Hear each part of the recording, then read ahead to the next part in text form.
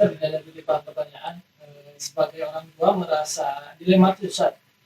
Di satu sisi tidak ingin menyebarkan anak-anak, di sisi lain karena saya atau orang tua ini sudah tidak bekerja dan tidak memiliki uang pensiunan.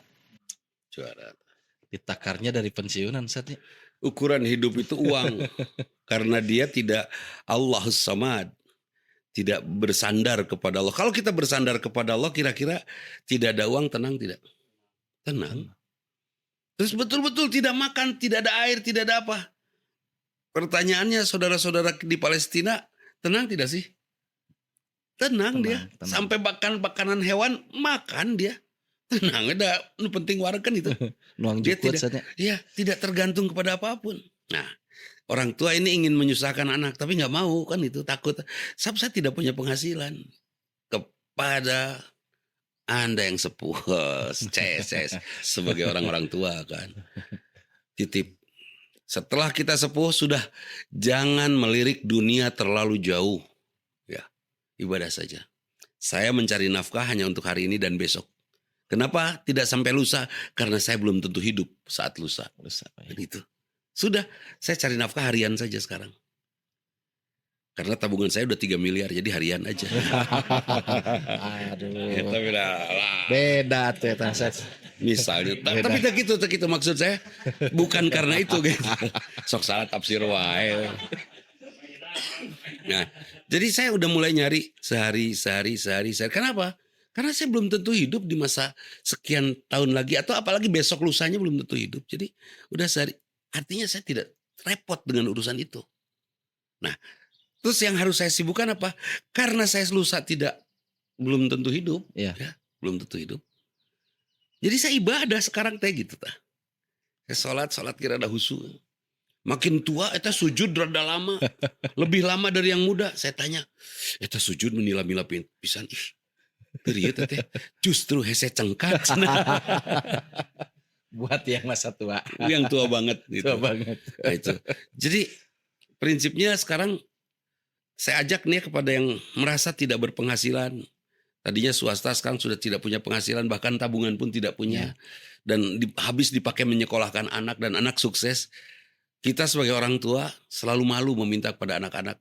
Anak-anaknya aja harus ngerti ya. Jangan merasa terbebani oleh orang tua. Tapi satu hal buat kita orang tua. Apa itu? Ibadah saja. Karena kita diciptakan oleh Allah hidup untuk ibadah. Kalau kita ibadah, insya Allah Allah akan berikan ongkosnya. Kan itu ya. Apapun itu. Pokoknya ibadah pasti diongkosan kalau. Tiba-tiba ada teman ngirim, ada tetangga ngirim, kan itu bisa saja. Allah yang tahu itu. Apapun itu yang dia tanam pasti akan dia tuai. Pasti. Dan yang harus ditanam apa untuk masa tua? Ibadah. Oke. Sekarang gini. Pertanyaan saya kepada yang muda nih. Usia Ustadz sekarang berapa? 56? Soalnya bandingkan yang terawat yang tidak. 40 saat 40. 40 oke. Sampai usia 40.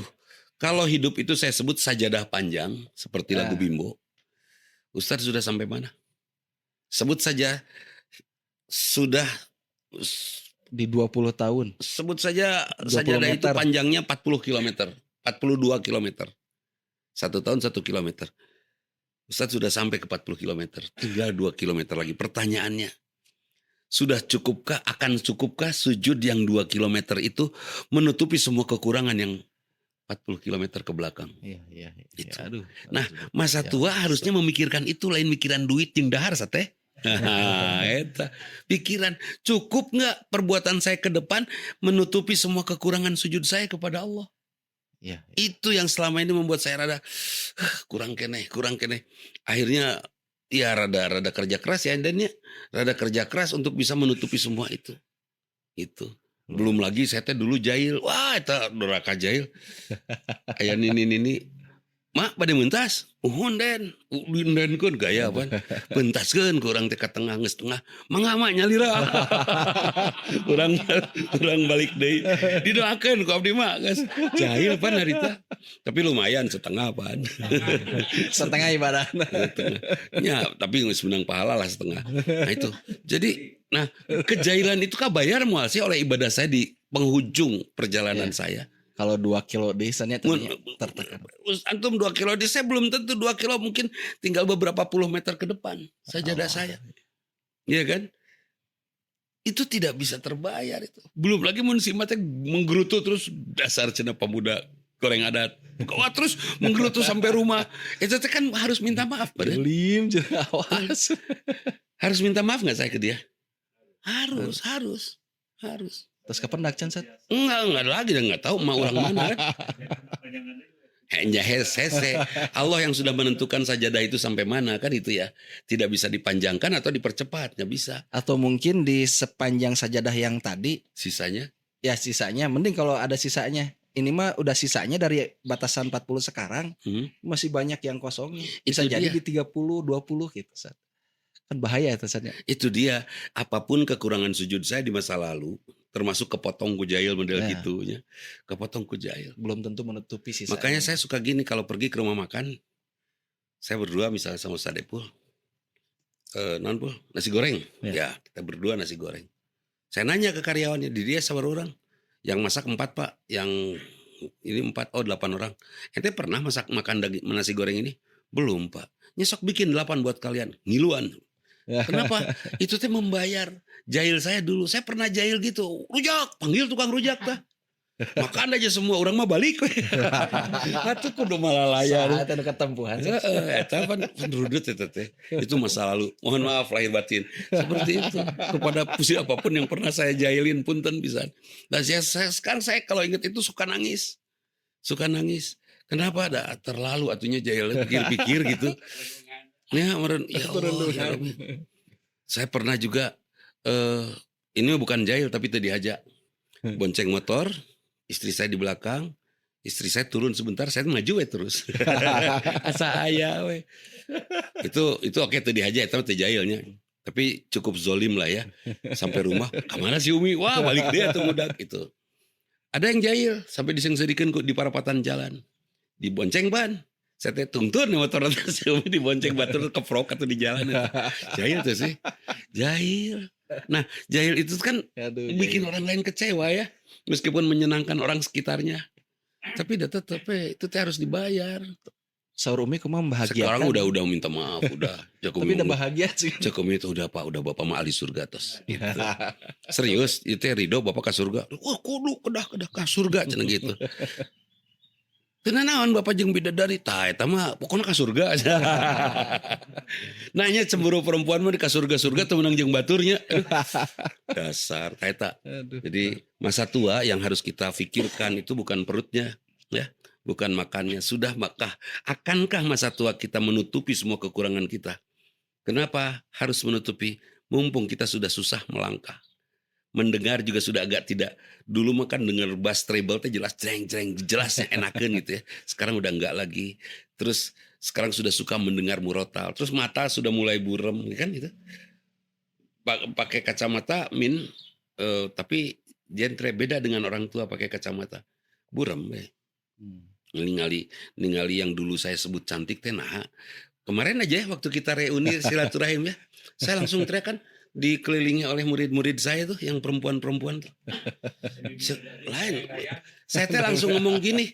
Nah, nyari orang terubah-ubah. Manena ngarolotan kabeh gitu.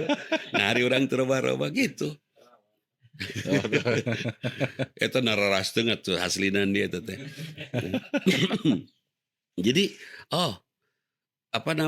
yang jelas kita siapkan saja bahwa usia yang sudah kita lalui, saya yakin banyak yang perbuatan yang kita lakukan bukan karena Allah. Bisa nggak di usia kita ke depan kita lakukan sesuatu yang bisa menutupi masa-masa kosong itu. Itu persiapan.